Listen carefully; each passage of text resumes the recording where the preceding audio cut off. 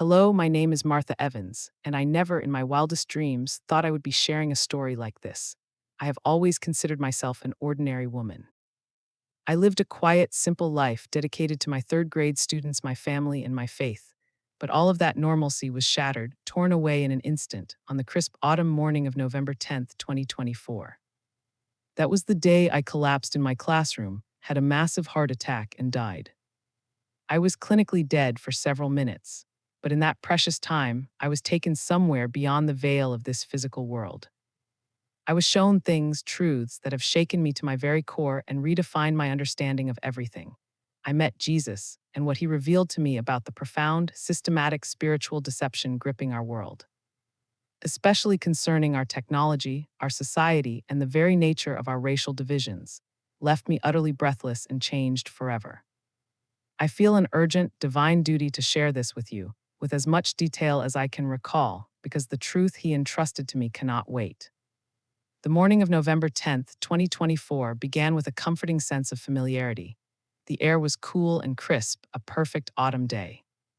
I remember waking up before my alarm, watching the early morning sun filter through the window, painting the room in soft, golden hues, and setting the fiery red and orange leaves on the maple tree outside my window ablaze. I took a deep breath, said my morning prayers as I always did, thanking God for another day, for the health of my family, and for the privilege of teaching young minds. It felt like any other normal, peaceful Thursday. I got dressed in my usual teacher attire, a comfortable lavender sweater that my students said was their favorite, and a pair of simple slacks. I made my way to the kitchen, the familiar scent of brewing coffee filling the air. My routine was my anchor, a quiet cup of tea, a slice of toast with jam while looking over my lesson plans for the day. That day, we were scheduled to begin a unit on historical figures, people who had changed the world. I was excited. I believed in teaching children not just facts, but character, courage, and compassion. Arriving at school, the familiar energy of the building enveloped me. The sound of children's laughter, the bright, colorful artwork taped to the walls, the smell of chalk dust and floor polish, it was my world. My third graders filed in, a beautiful, chaotic collection of bright eyes and boundless energy. I remember greeting a little girl named Lily, who was looking sad that morning because her puppy was sick. I knelt down and told her we would all say a little prayer for her puppy, and her face lit up with a small, hopeful smile. It was in those small moments that I felt closest to God, in the simple acts of kindness. The morning passed in a happy blur of reading, history lessons, and multiplication tables. The children were engaged, their hands shooting up in the air, asking the wonderfully strange and insightful questions that only 8-year-olds can conjure. It was an ordinary, fulfilling day, filled with the simple, sacred work of shaping young hearts and minds. I had absolutely no inkling, no premonition, that in just a few short hours, my life, my reality, and my understanding of the universe would be irrevocably altered. It happened just after lunch, around 1:15 p.m.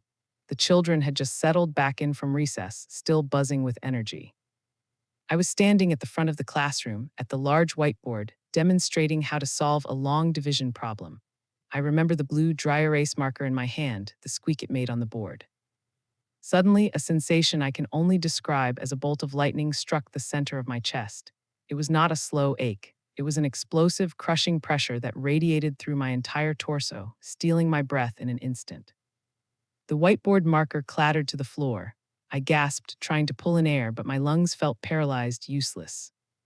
My vision began to tunnel, the bright colors of the classroom dimming to a muted gray. The curious faces of my students blurred into indistinct shapes.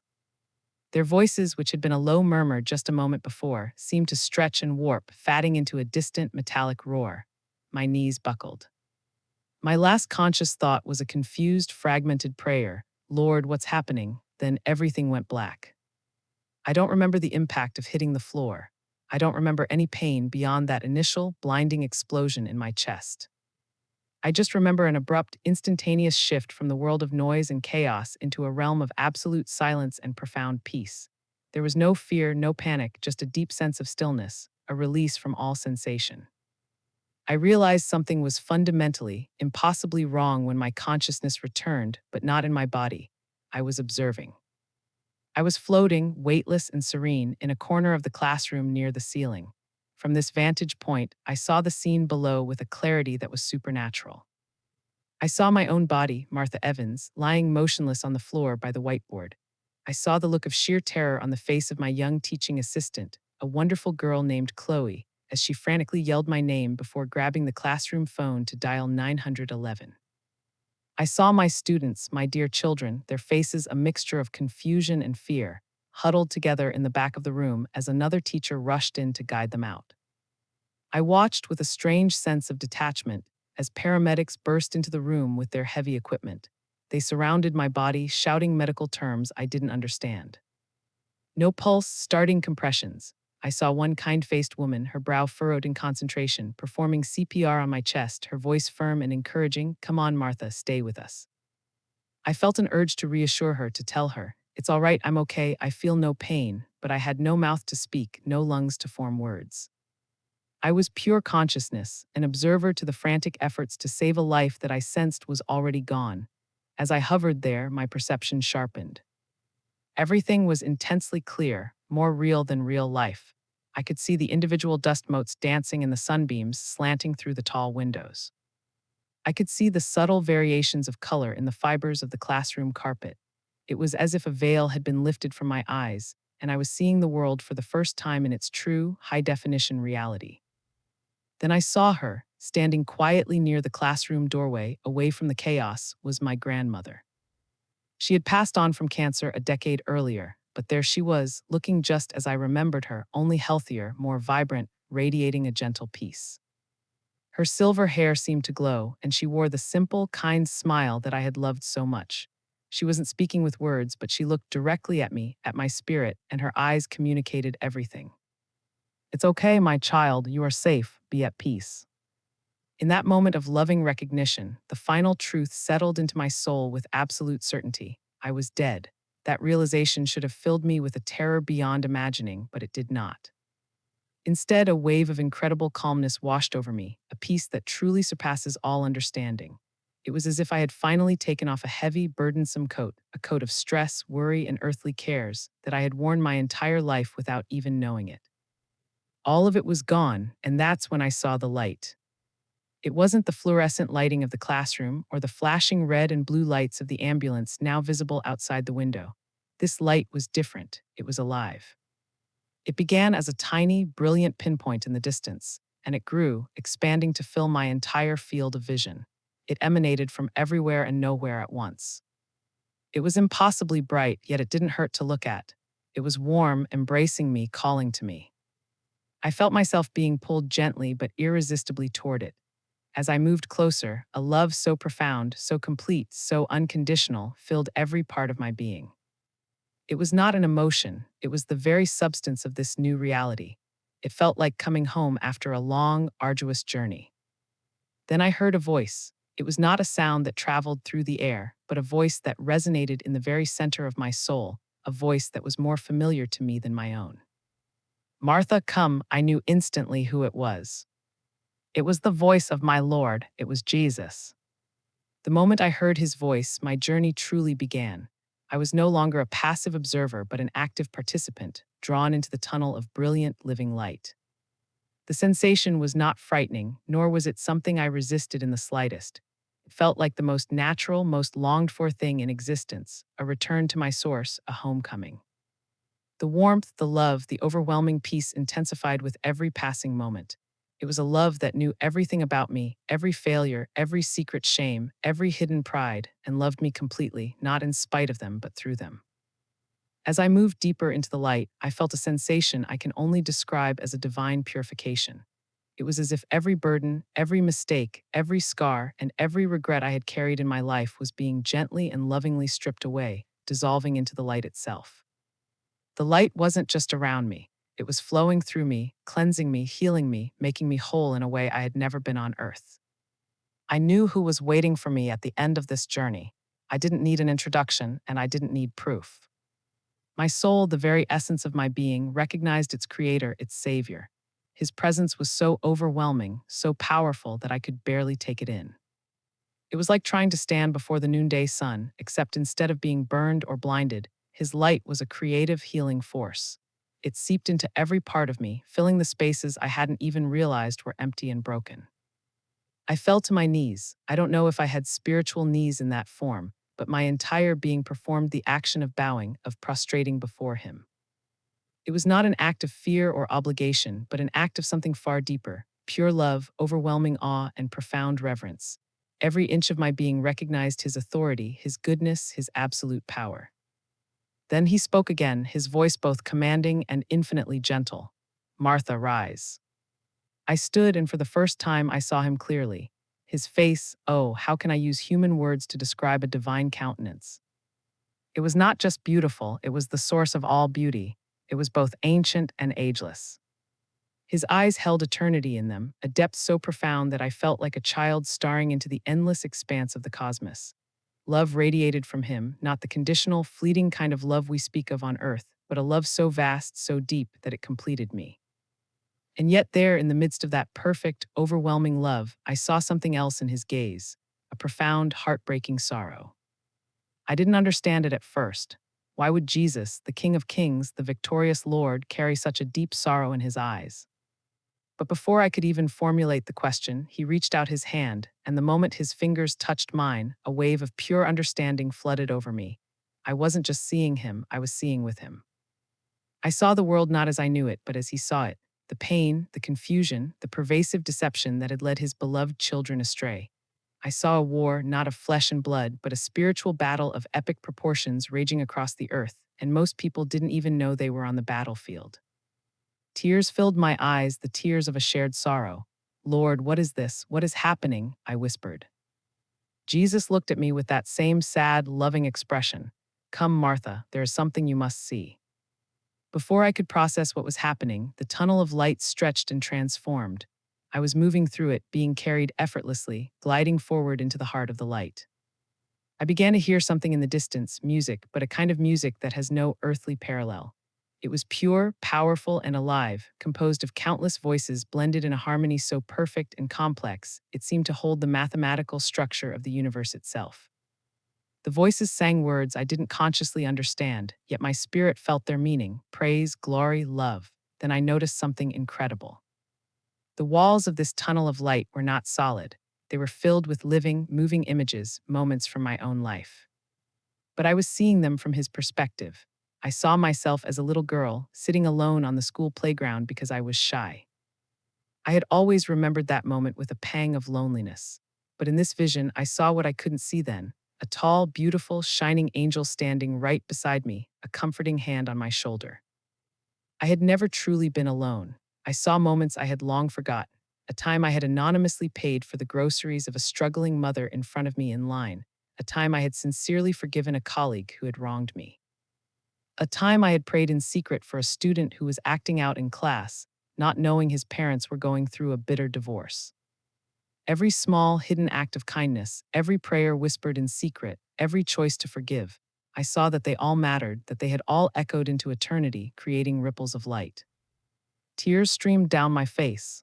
Lord, I said, I had no idea. Jesus smiled, but there was a seriousness in his expression. Every choice has weight, Martha. Every thought, every word, every action. Love pushes back the darkness. That is why I must show you what comes next, for the choices the world is making now have grave consequences. The tunnel shifted again, and suddenly I wasn't looking at my past anymore. I was looking at the future, at the world. The light around me dimmed, and I found myself standing on what looked like a normal city street. People walked by, going about their daily lives. Nothing seemed out of the ordinary at first, then I noticed the strangeness. No one was speaking to each other. People moved through the busy streets with a disturbing, silent efficiency, their eyes fixed on small, glowing devices that appeared to be implanted just under the skin of their wrists. All transactions were made without cash or cards, just a casual wave of their hands over glowing sensors. Families sat together in sleek, modern restaurants, but instead of talking, laughing, or connecting, they stared blankly into the air, their eyes tracking invisible streams of data as if being guided by an unseen force. There was a profound and unsettling emptiness, a lack of genuine human connection. I turned to Jesus, my heart pounding with a sense of dread. What is this place? What has happened to them? He looked at me, his face filled with that deep sorrow. This, Martha, is what comes next if my people do not wake up. As I stood there, a silent observer in this strange, sterile world of the future, I turned back to Jesus, my soul filled with 1,000 questions. His eyes held that same expression I was beginning to understand, a deep, profound sorrow mixed with an unshakable, eternal love. Martha, you must understand what is truly happening behind the scenes. Before I could speak, the vision around us shifted again with a breathtaking speed. Suddenly, I was no longer on the city street. I was standing in a place that felt more real, more solid, more fundamental than anything I had ever known. It wasn't heaven in its fullness, not yet, but it was a place of divine presence, a spiritual reality. The very air felt alive, vibrating with purity. It carried a fragrance of something indescribable, a scent that was a combination of blooming flowers, clean rain, and holiness itself. There was no sun, yet a brilliant, gentle light was everywhere, radiating from a single, glorious source in the distance. And then he stepped forward into my full view. I had already sensed his presence, been touched by him, heard his voice, but now I saw him in his glory, Jesus. His robes were a white so pure and brilliant that no earthly fabric could compare. They shimmered and flowed as if woven from the very light that surrounded us. His face, oh, his face was both familiar, as if I had known it my whole life, and yet utterly impossible to describe.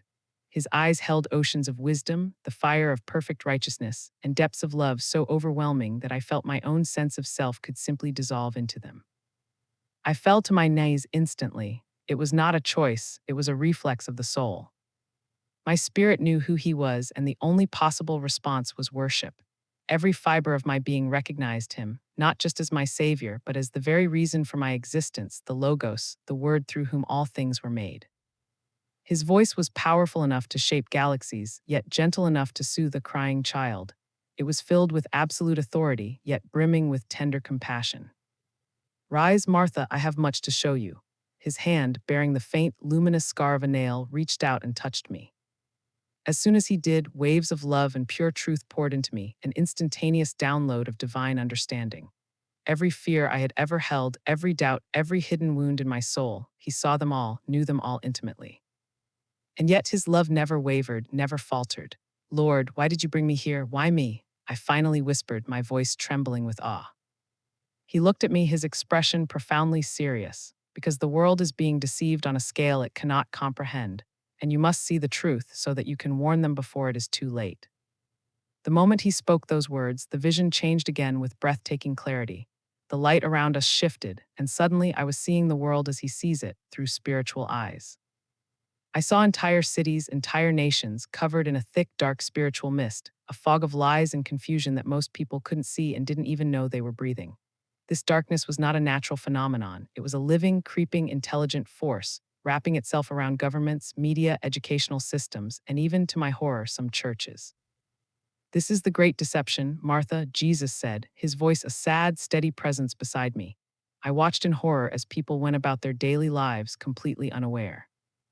They scrolled through their phones, worked their jobs, raised their children, all while being subtly manipulated, their thoughts and emotions nudged and steered by this oppressive spiritual darkness. Then my eyes focused on a particular trend spreading like wildfire across the world, a form of technology that was being promoted as the next great leap forward for humanity. I saw people in modern, clean-looking clinics, willingly receiving implants, tiny, glowing devices placed just under the skin of their right hand or on their forehead. These weren't just ordinary microchips for data. I could see spiritually that they were spiritual chains, bonds of allegiance, disguised as ultimate convenience. This is how the world will be prepared for what is to come, Jesus said solemnly. The enemy does not come with force, but with seduction. I watched, my heart breaking, as charismatic pastors stood at gleaming pulpits, telling their large congregations that these new technologies were a blessing, a sign of God's provision for a better, safer, more connected future. I saw well-meaning Christians willingly accepting them, convinced that it was just a new, neutral tool, a way to better engage with the modern world to be relevant. I turned to Jesus, my heart aching. Lord, don't they see it? Don't they read your word? He shook his head, a gesture of profound sorrow. No, because they do not ask me for wisdom. They trust the world's wisdom over mine. They have exchanged the truth for a comfortable lie. I wanted to cry out, to shake them awake, to warn them, but I couldn't. This was only a vision, a dreadful warning Jesus was showing me. Come, Martha, he said, his voice pulling me from the horrifying scene. There is more. The vision shifted again. Now I saw people of every race and color moving through life, but with deep, invisible walls of division between them that they themselves did not fully recognize. I saw Black people carrying a heavy, generational burden of pain, anger, and resentment, sometimes without even knowing the true source, a wound constantly being picked at by unseen forces. I saw white people carrying a heavy burden of shame, confusion, and guilt, struggling to understand their place in a world that often condemned them for the sins of ancestors they had never known. Then, Jesus said something that shook the foundations of my understanding. Do you see, Martha? They are not each other's enemies. They are all my children, but they have been made to forget this. I gasped as the spiritual reality hit me with the force of a physical blow. The division between black and white, which I had always seen as a complex social and historical issue, was being actively engineered and exploited. I saw dark, shadowy forces whispering lies into the ears of both groups, twisting history, magnifying wounds, and using genuine pain as a weapon to sow hatred and discord. For Black people, the enemy whispered, "You are not valued, you will always be seen as less. Your pain defines you. Hold on to your anger, for it is your strength. Never forgive, never trust." For white people, the enemy whispered, "You are responsible for all the pain. You are guilty by birth. You can never do enough to make up for the past. Your shame must define you." And both sides, in their pain and confusion, were believing the lie. Jesus turned to me, his voice filled with a powerful, divine love and urgency.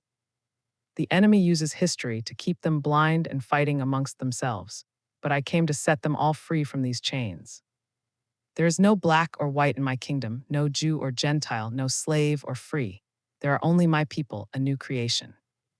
This division is the enemy's most effective tool to keep my own church weak and distracted. Tears streamed down my face as I saw the spiritual chains of bitterness and guilt wrapping around people's minds. It was never truly about race. It was always about spiritual control. I suddenly understood the deep sorrow I had first seen in Jesus' eyes. His children, his beloved children, were so focused on fighting each other that they didn't see the real battle for their souls happening right above their heads. Martha, this deception is strong, and many will be lost to it because they would rather hold on to their racial identity than their identity in me. I fell to my knees in the vision, my spirit overwhelmed. Lord, what can we do? What is the answer? Jesus placed a hand on my shoulder, and a current of pure love and power flowed through me. Tell them the truth of who they are in me. Some will listen, some will not, but the truth must be spoken. I could barely breathe from the weight of what I had just seen. The layers of deception, the way the enemy had twisted everything, it was more cunning and more pervasive than I could have ever imagined. I looked at Jesus, my soul trembling. Lord, how did we get here? How did we let this happen? Jesus gazed at me with that deep love and sorrow. Martha, my people have forgotten who they are. The moment he said it, a new wave of understanding flooded through me. The enemy had not just divided people, he had stolen their very identity.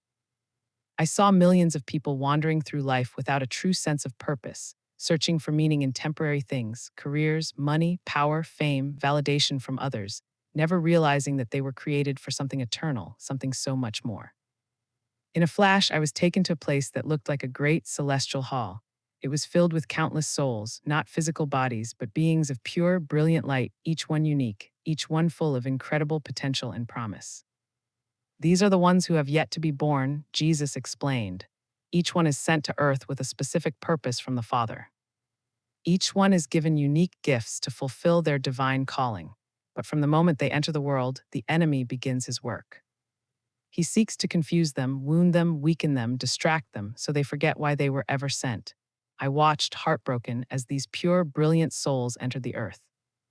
The moment they were born, the battle for their identity and their destiny began. Some were fortunate to be raised in homes where they were loved and guided toward their divine calling. But so many others were immediately led astray by broken families, by abuse, by addictions, by a pain so deep it made them question if they even mattered. Some were manipulated by the pressures of society into believing their worth was based on their appearance, their intelligence, their wealth, or their achievements. The enemy had constructed an entire world system designed to keep people from discovering and fulfilling the magnificent purpose God had placed inside them. I turned to Jesus, my spirit weeping. Lord, how do we fight this? How do we wake people up from this slumber? He took my hands in his, and his gaze was both loving and intense. Tell them who they are. Remind them that they are not an accident. Tell them they were created by a loving God for a glorious purpose. And most importantly, tell them that I have not forgotten them, and I have made a way for them to come home. Then he showed me something that ignited a fire of hope within me. In the middle of all this darkness and deception, I saw pinpoints of brilliant light rising from certain people. These were the ones who had found their purpose, who had surrendered their lives to him, and who refused to be controlled by the enemy's lies. They were ordinary people, teachers, mothers, fathers, mechanics, students, pastors, leaders, but each one was carrying a light, his light, that powerfully pushed back the darkness around them. These are my warriors, Jesus said, a note of divine pride in his voice. They do not fight with swords or weapons of the world. Their weapon is truth, their power is my love. I watched as the more these people spoke the truth, the more chains of deception fell off those around them. The enemy could not stop them because the light is always more powerful than the darkness. I looked at Jesus, my soul now burning with an intense urgency. I have to go back, don't I? I have to tell them. He nodded, a gentle, knowing smile on his face. Yes, Martha, but first there is one last thing I must show you. The scene shifted for a final time. I was standing in what looked like a massive, futuristic global city. The buildings were sleek and impossibly tall, with glowing holographic advertisements everywhere. The streets were silent, despite thousands of people moving through them. There were no cars, people simply walked in perfect, eerie lines, their faces emotionless, their eyes locked on invisible data streams being projected in front of them. Lord, what is this? I whispered, a chill running through my spirit. His face was sorrowful. This is the world as it will be if they choose the enemy's system. This is the end of the wide path. I watched as people went through their day like machines. They worked, they ate, they shopped, but something essential was missing. No one laughed, no one cried, no one sang, no one questioned anything. They were comfortable, safe, provided for, but they were slaves. Then I saw the source of the control. Above the city, a massive holographic image of a single world leader was displayed on towering screens. He was handsome, charismatic, well-spoken, and the people looked up to his image with an expression of complete admiration and devotion. This is the one the world will follow, Jesus said. The one they will trust, but they will not see the chains he places upon them until it is too late. I saw governments promoting global unity, safety, and peace, but behind their reassuring words was something sinister. People willingly gave up their individual freedoms, their privacy, their right to choose, believing they were contributing to a better, safer world. And then I saw the final step, a sight that made me tremble. People were lined up in massive, orderly crowds, stepping forward to receive something. As I got closer, my heart dropped. They were receiving an upgrade, the same small implant under the skin of their right hand or forehead that I had seen before. I turned to Jesus in shock. Lord, is this the mark? He shook his head, not yet, but this is the final step that will lead them to accept it. Deception by deception. First, they will make it convenient, then they will make it necessary, and finally, they will make it mandatory. Tears filled my eyes. I wanted to scream, to warn them, to tell them to stop, but they couldn't hear me. They were too entranced, too deceived, too willing to trust the system that promised them comfort and security. I turned to Jesus, desperation in my voice. Lord, how do we stop this? His voice was filled with both sorrow and hope. Some will listen, some will not, but those who know my voice will not be deceived. You must tell them, warn them before the time comes. And then everything shifted. I was back in the realm of pure, brilliant light, standing in his presence. The weight of everything I had seen was heavy on my soul, but now I felt something else alongside it, a burning, unquenchable hope. Jesus turned to me, his voice steady and full of power. There are those who are already awake, Martha. The enemy cannot deceive them because they know my voice. These are the ones I have chosen to stand as lights in the final days. I saw them again, those small pockets of light scattered across the dark world. I saw them praying, worshiping, encouraging each other, and boldly warning those who would listen. And I realized something crucial. They were not afraid. Even as the world around them grew darker and more hostile, they stood firm, their light shining even brighter. These are my warriors, Jesus said again, not with swords, not with violence, but with truth. And when the world turns against them, I will be their shield. Tears filled my eyes. I had seen so much suffering, so much deception, but now I saw the incredible power of those who stood with Jesus. They weren't powerful by the world's standards. Many were ordinary people, but in the spiritual realm, they shone like supernovas. Jesus looked at me, his eyes filled with divine purpose. Go back, Martha. Tell them what you have seen. Those who are mine will listen. I felt that irresistible pulling sensation again, something dragging my spirit back to the physical realm. I looked at Jesus, my heart breaking at the thought of leaving him. Lord, I don't want to leave. I want to stay here with you. He smiled, a smile that contained all the love in the universe. But his eyes were serious. Your time here is not yet finished. There are many who need to hear this, Martha. They need to know the truth before it is too late. The pull became stronger, and suddenly I felt myself being sucked away from the light. Everything became dark again. I felt pain, the crushing weight of my body returning, the coldness, the jarring sound of machines beeping. Then I gasped for air, a ragged, painful breath. I was back in the hospital, my eyes fluttered open. I saw my family standing around my bed, their faces a blur of shock and tears. I was alive, and I knew without a single doubt that I had to share what Jesus had shown me. My mission had just begun.